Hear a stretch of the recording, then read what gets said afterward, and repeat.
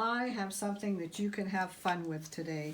It's Monoprints, and boy, I am really looking forward to it. Now, it's not something I normally do because Monoprints, of course, is working with acrylics, and you know I'm not an acrylic painter.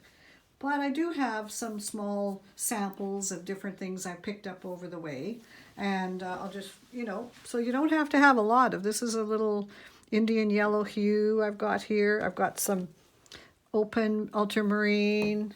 I've got this other open alizarin chrism and a couple of these other little sample things. I even have this little sample thing of a medium to slow it down. So this is just stuff that I had in my cupboard I hadn't used before, and now I'm going to use it for monoprints. Now all you need is a piece of glass, and this is my piece of glass, and it's 11 by 14, and I just took it out of one of my frames that I wasn't using.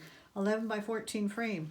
Now underneath it I have put a piece of paper. See, I've got plastic here to protect my table, and here I have a piece of paper. So this just shows me where my glass is, because once you of course put it down, it's hard to see where the glass is.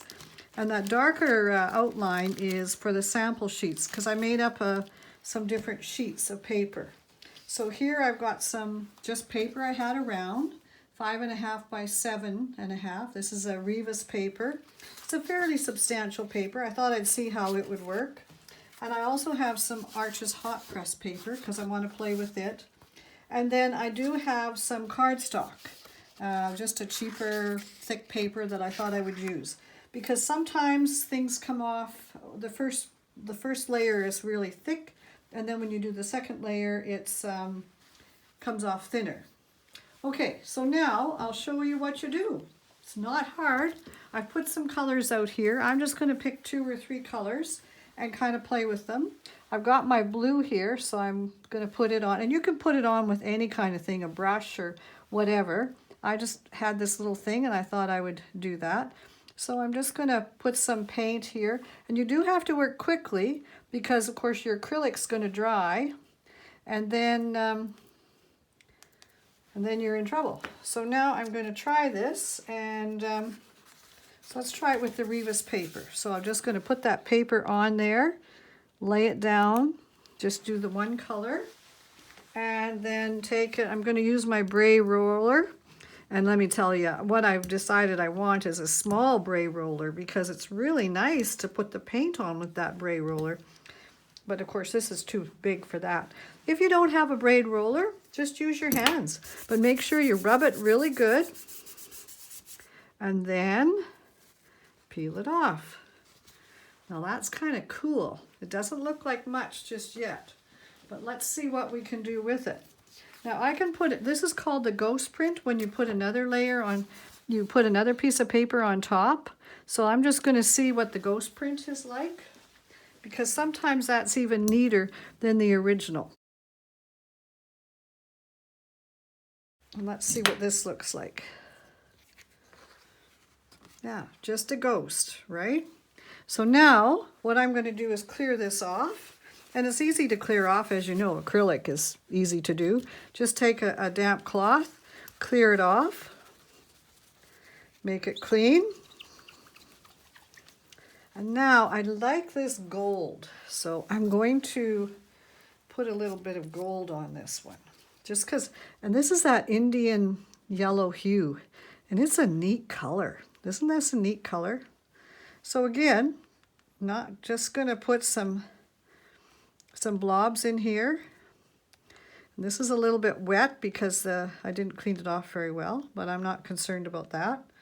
So let's see what happens. I don't want all this dark stuff in one place. So let's just put that there and maybe put a bit of a line here.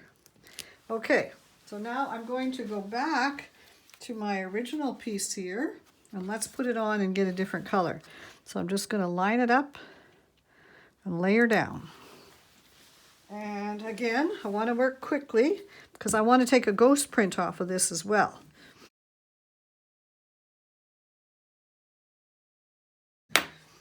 Now let's take this off. Now that's starting to look cool. It's a little bit dark. So let's have a look at what happens if I put a ghost print on this. And maybe I'll just, this is looking light, maybe I'll just put a few little dark prints on this. Okay. So now you can put more than one color down on your first go, or you can just put one on top and do it single, one color at a time.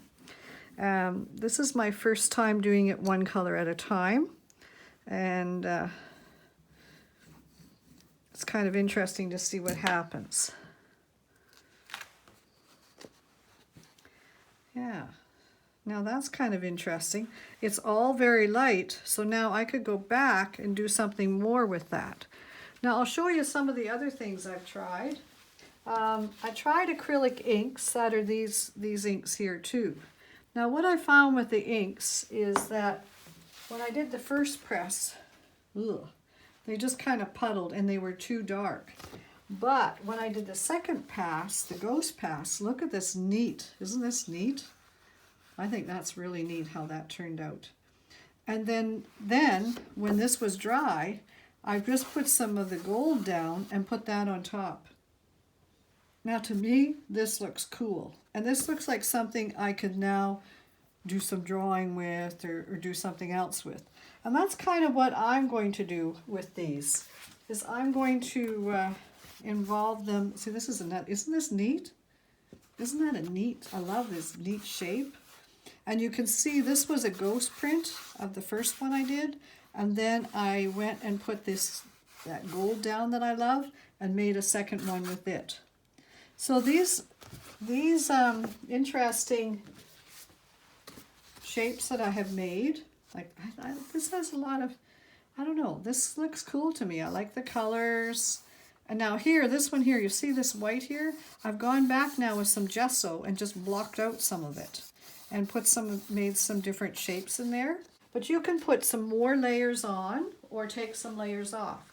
Now let's just clean this off, and I'll just do once more with that.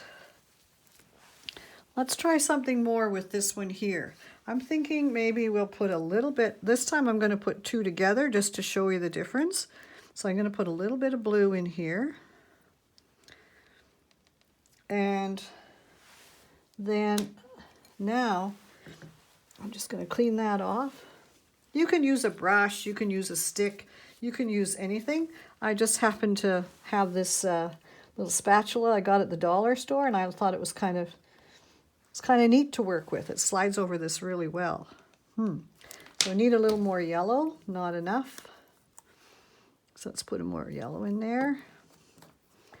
And let's just put a little bit more yellow on here.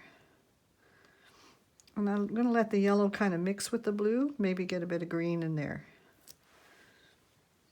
So it kind of makes you work quickly, not fuss, and just kind of go for it.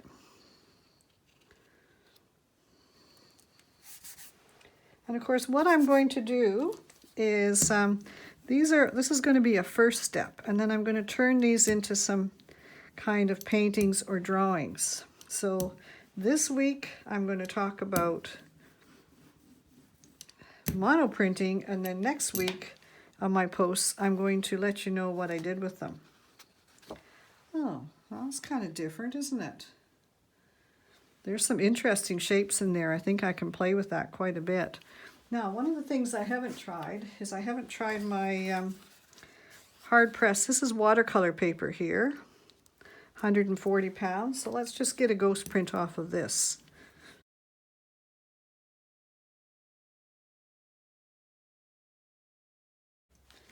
Ooh, now that's got something that we can play with a little bit here, doesn't it? One of the things you have to remember is it does flip the opposite way. Another thing you need to think about is that the paper, when I used the cardstock, that paper really curled quite a bit, so I had to let it dry and then sort of spray it, put some weight on it to flatten it. So different papers do different things. One thing I forgot to mention was using a bit of water. So what I've done is I've put a bit of water, you can see it's shiny, just using a spritzer here, and spritz some water on this. And now I'm going to put it down on my yellow and just add some yellow to this. And this time I want it to be a thin yellow. And so you see how that just kind of softens up. And now these darks are kind of blended a bit more. Maybe want a bit more yellow in that corner. So I'll just kind of spread it down in here. Lift that up a bit. Yeah. And maybe just a touch more in this corner up here. Just so that, not too much, just so that that shows up a little bit. I want to just soften that with a little bit of a softer value. Let's have a look here. Yeah. See how that just breaks up all those darks and gives them a softness to them? Having that little bit of extra value there. As you can see, monotypes are fun to play with as a standalone piece of art or something to collage with your other things. Check out my blog and you'll find out more information and things you can do with them.